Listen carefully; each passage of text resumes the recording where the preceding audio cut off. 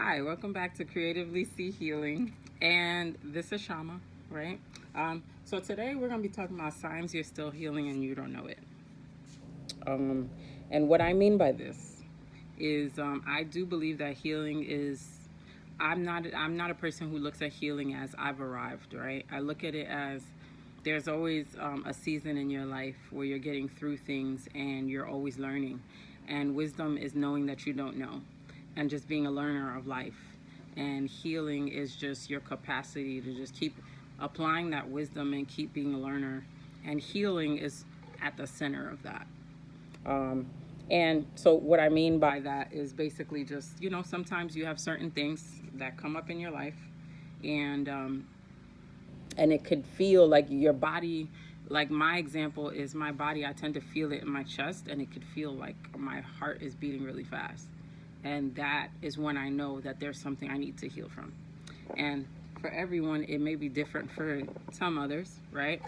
Um, but that was just my example, right? For someone else, it might be like maybe you yell. Um, that may not be about who you're yelling at. That might be about um, what reaction is that having for you? Why is it getting you upset? So upset. Where is that coming from? Being able to ask these questions is how you heal and how you gain wisdom as you heal. So some of the things you think are just your personality are actually signs that you're still healing, right? Let me explain. So, one of the first points that I want to talk about is like you over explaining yourself, right? You think that you have to prove your intentions to people who don't understand you. And that comes from being misunderstood in the past, right? And so, my example that I have is I worked in the car business. And so I had just moved to Florida, and I worked in the car business in New York for most of the years of my experience, which has been like 14 years. So I started off in sales, and then I moved to a department called BDC, which most people would consider a step down, but I consider it a step up because I can control how much money I make because I know how to sell, and I can do it within a 40-hour work week. Selling cars is way more than 40 hours. People deserve respect. Just say it. And I just felt like it just wasn't something that I wanted to completely have 7 days a week to. So I've been working in this department for a little while, and I'm making steady money, and I'm making almost as much as I was making selling cars, right? So I was totally fine with that, and it was a lot more stable. So when I came out here, I continued in that. And so I had gotten a job. Pretty much it's really easy. With my amount of experience, it's really easy getting a job. But I had gotten this job, and the girl. Now I'm always iffy on when in this department. It's called BDC. It's a department where it's a call center. You get paid to bring people in, and I'm always iffy on the person who's my manager is also someone who is also competing with me to get leads and stuff like that, because I think it can get a little messy, right? Um, because they expect the manager to do the best, but when the manager is not doing the best, who you think they're gonna come for? And so I kind of came into the interview and I was straight up with them. I was like, listen, I'm a person who likes to kind of be left alone. Give me the instructions, I'll follow it to a T, but I like a little bit more space when I work because I thrive better. And then I said, as long as you fine with that, I'm good to take the job. So then they agreed. We took the job. As soon as I started working, it wasn't even like a week before she kind of started being overbearing. She's working right next to me. She's moving desk around so she could be right next to me. She's kind of starting to limit how much I can make. I'm looking through the system because I'm not a person who liked just getting whatever leads comes to me. I like being the one who found leads because I like consistency. For me, I had a certain amount of money I wanted to make every month. Nothing was stopping me from making that. So I'm a go-getter. So she was kind of like limiting me on almost every sense of it, and it was just getting really frustrating. And so finally I pulled her to, and then when she started giving me attitude, that was kind of like my last straw. Pulled her to the side and I said, hey, can we talk? She immediately started acting weird, got nervous, and then pulled her manager in. And then I said, listen, I just feel a little uncomfortable because I felt like I was pretty clear when I said I don't like being over like That's when somebody's being so overbearing. I don't work well in that type of environment, and I just am starting to feel uncomfortable. The manager immediately goes, "Oh, well, nobody's ever complained about that before." And I said, "Well, I'm not just anybody, and I just started working here, and I would rather, I know I bring in money to wherever I go, and I would like to feel comfortable bringing money to my, like where I work." And I'm just not feeling comfortable, and I was pretty upfront with myself in the interview. So if that wasn't something that was able to happen, then we could have just agreed to, go separate ways, and I would have been fine. And then they kind of I started to feel misunderstood. And then I started feeling like a whole bunch of negative energy. And then it just kind of started putting me in this place where I felt like I had to prove myself. And and then I started feeling that feeling in my chest that I described earlier. And then finally, oh my God. And finally, sorry, it was a bug. Finally, I was like, hold on. I need a second, because I'm starting to get emotional, and I feel like my emotions are personal, and I just need a second. So I left. I went to go speak to my best friend.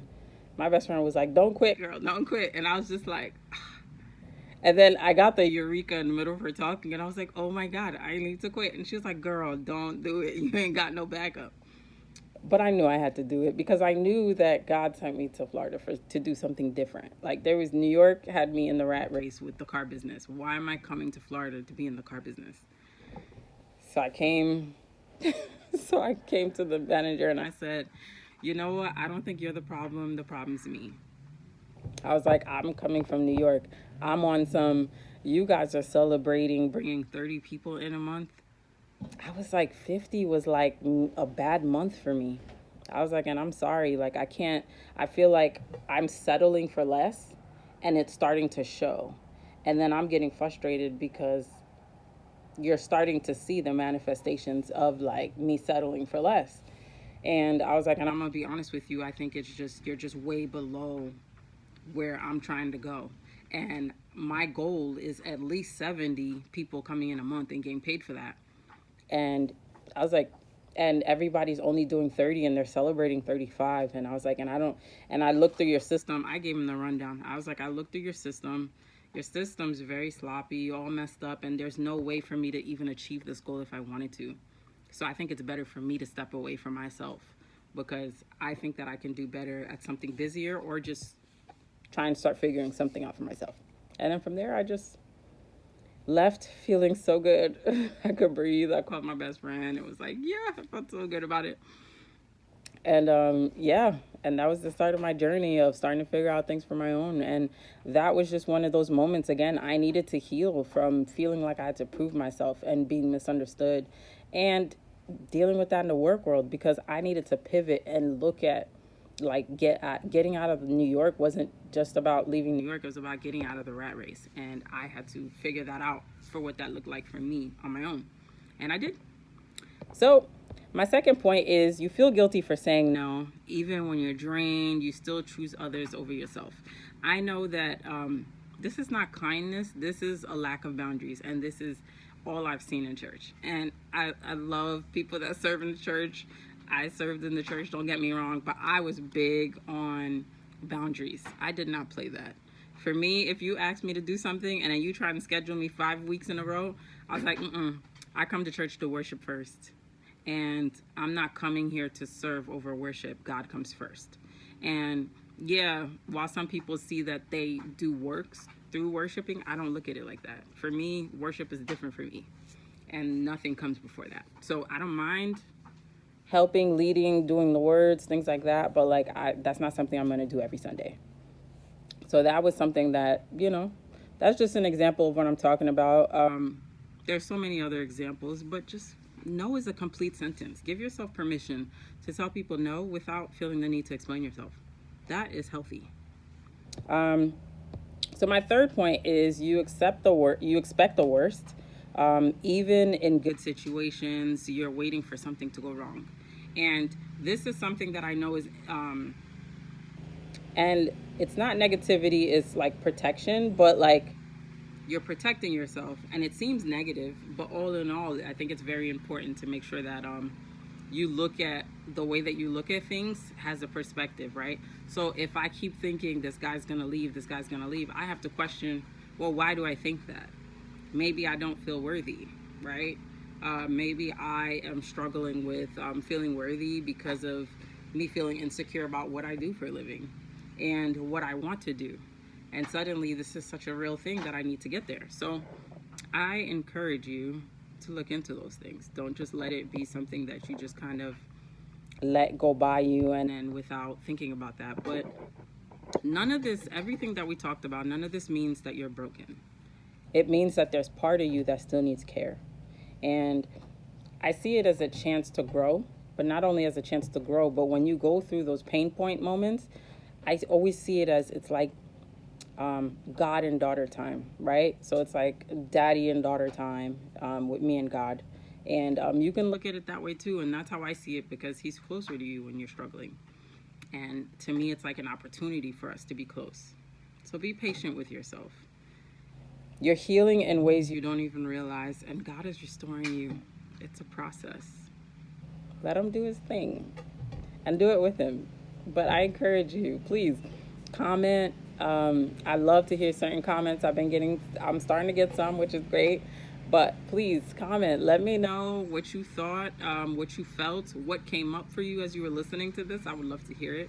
And like, please, because I'm a new page. Help me out. And subscribe, especially if you're loving some of my shorts and things like that. Like, just subscribe. I'd love to, I'd love to hear from you guys, though. So please comment. Let me know. Thank you.